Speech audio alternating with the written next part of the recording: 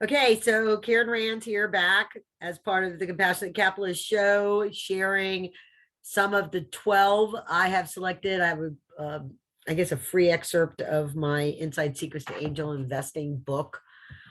And I put 12 of the 44, and I'm going through those right now. And I think at some point in time, people will want to, you're free if you've got the book and you're part of the resource portal, to reach out to me and ask me to explain anything else in the book. Happy to do it. Love to do it. My whole goal, as you know, is creating the compassionate capitalist movement so that people that have the ability, the liquidity, the risk capacity to invest in private companies as part of an asset class to add to their investment portfolio, the same way that they might add real estate or stocks.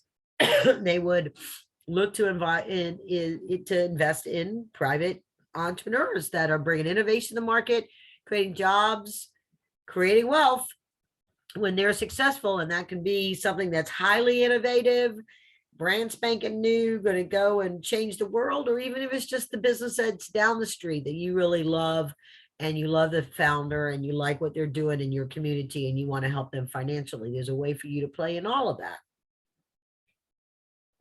So this one is number 38 out of the book.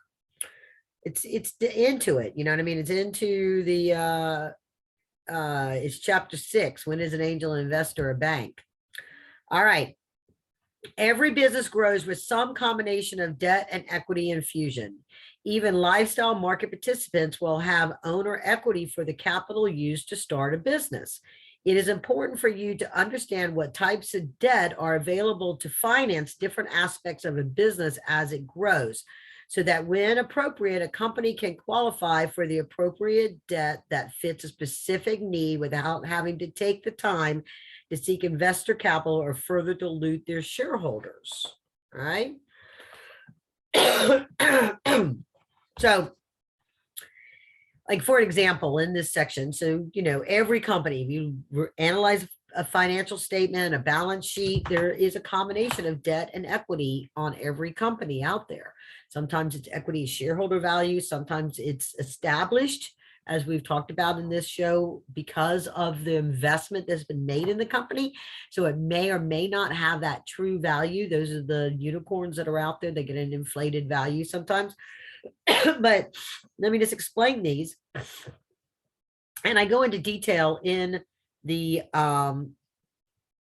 in each one of these in the book. Okay. But basically you need to understand, as an investor or an entrepreneur that might be listening to this, how you might use promissory notes, convertible debt loan, royalty financing, long-term debt with warrants, bridge note, mezzanine financing, and margin loans.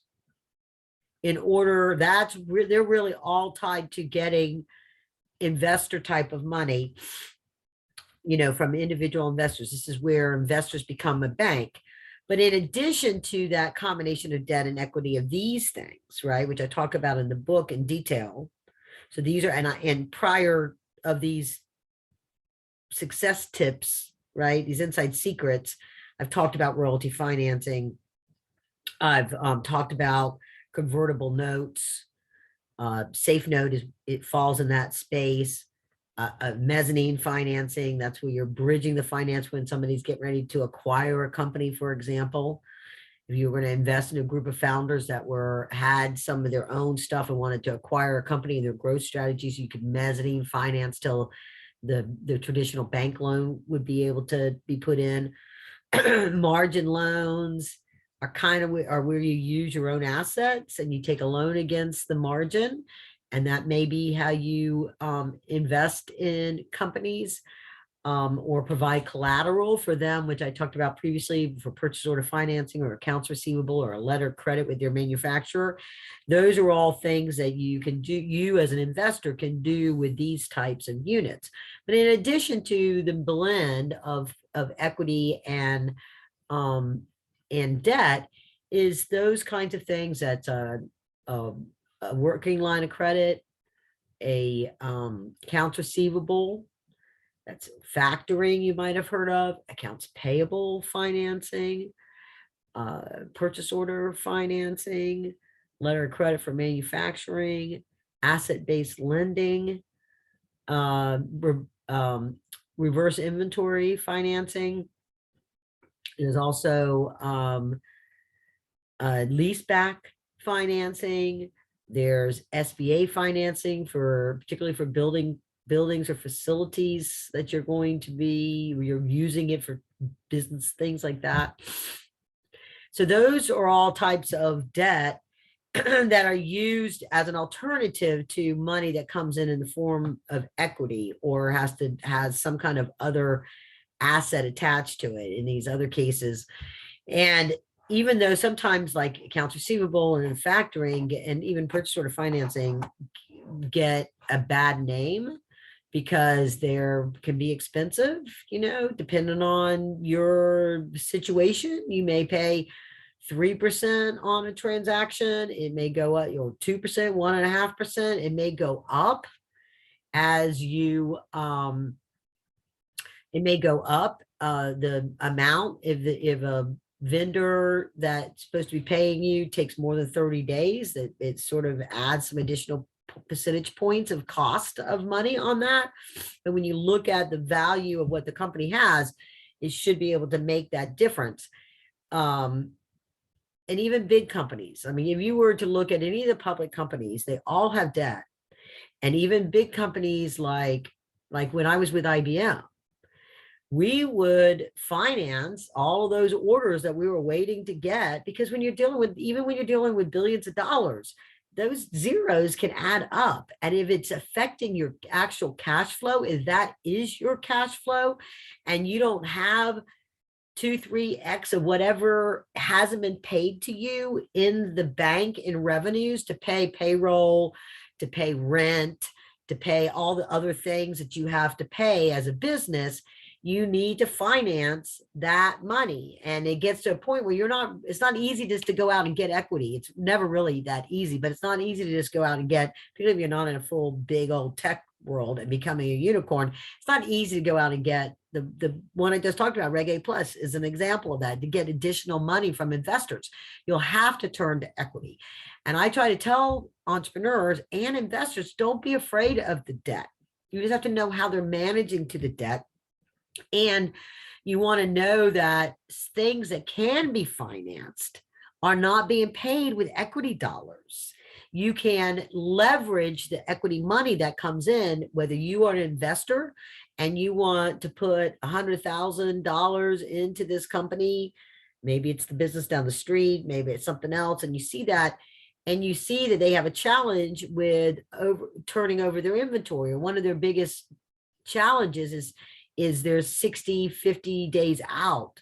I was talking to a company the other day. A colleague of mine is the CFO for this company, and he reached out trying to talk about what kind of investors might be interested. And we brainstormed on that for a little while.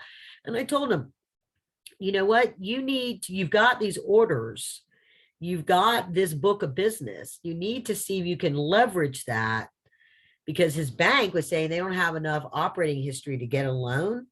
I said, but they have a lot of money from this revenue, but they're not going to be able to fulfill their orders for 4 months. And they have to refund money because people get annoyed.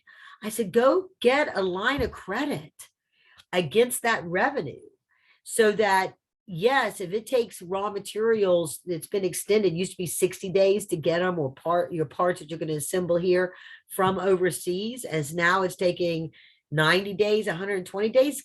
Don't wait 120 days to put your next order in.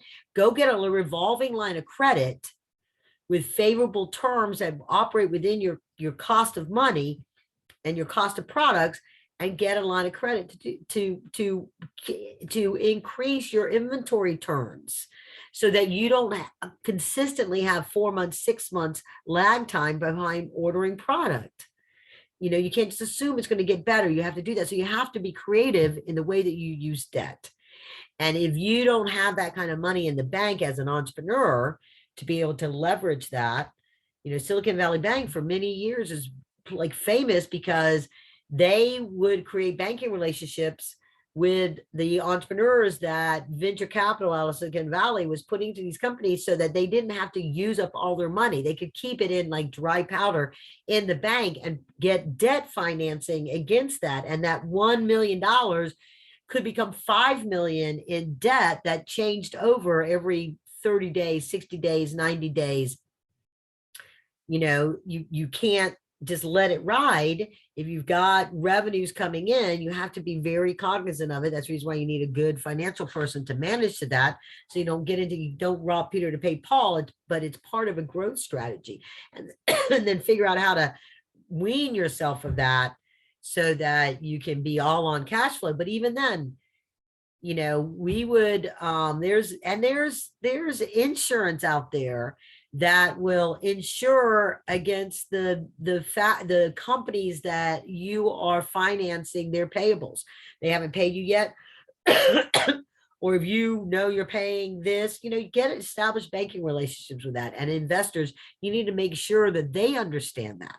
A lot of times investors that might just be, they haven't been in the financial space, they may not understand the relationship between debt and equity.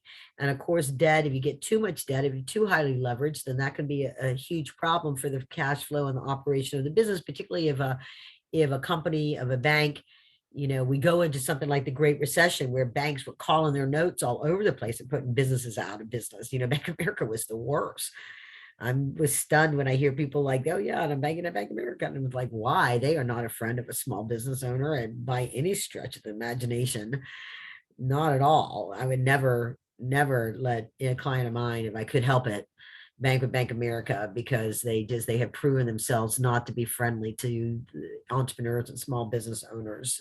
My case in point too, but then I digress. And so, you can find friendly banks, you can find community banks that want to support you because you're creating jobs in their community. You can find your key investors that are invested there, part of your friends and family round, or your founders round, or your Series A. Where do they bank? And leverage those relationships to get a really favorable banking relationship for yourself. Somebody that understands the challenges of and you're not just, numbers on a paper, that they want to have a working relationship to grow with you as you grow. Okay. So that's where you need to understand that, and understanding you as a investor, understand the relationship of debt and equity. Other thing I tell people, never spend, if you can, when it comes to advertising, I'm going to say this right now. I have a relationship with an advertising broker where we can, get significantly less before you go out there and shop it with Comcast, or go out there to any of these publishing houses and shop in what your rates would be. Go through somebody like my friend, my colleague on the media fund, and get, figure out strategies for how do you reach your target market, what is it going to cost, and how they can discount that and use that so that instead of paying $1 a rate card, you're paying 50 cents on the rate card, or 60 cents on the rate card, and you're getting that, and you're saving that. If you think you need to spend $1 million in advertising, you're raising money for that. Think about that. But then also think about the $1 million, how you can make it $1.5 million of an ad buy. Because the straight up advertising people that create your advertising don't have those relationships. It's the media buyers that have that relationship.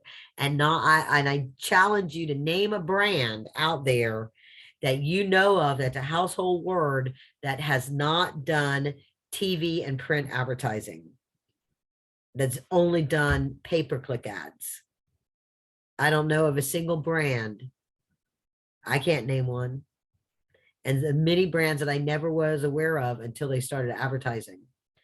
And that kind of advertising is not dead. It's critical to the success of, of companies as they grow to become national brands.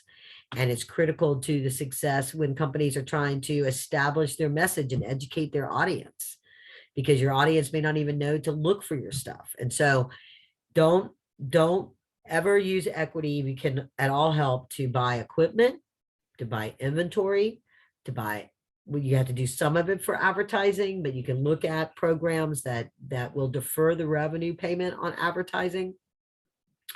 There's a lot of things that you can leverage through debt to help your business grow and manage its cash flow, like lines of credit and revolver lines of credit. So with that, thank you for tuning in for the Inside Secret number 38 out of 44. And please go again, of course, to KarenRands.co and hop on there, fill out the contact form. If you are already in the resource portal and somebody that's benefiting from our Compassionate Capitalist coffee breaks, feel free to hit me back with a question. I recommend that you change the subject head. If you want to ask a question in a reply, you say, hey, Karen, listen to your show, got a question. And then it'll pop up at the top of my feed. All right. And with that, thank you so much for listening. Onwards and upwards.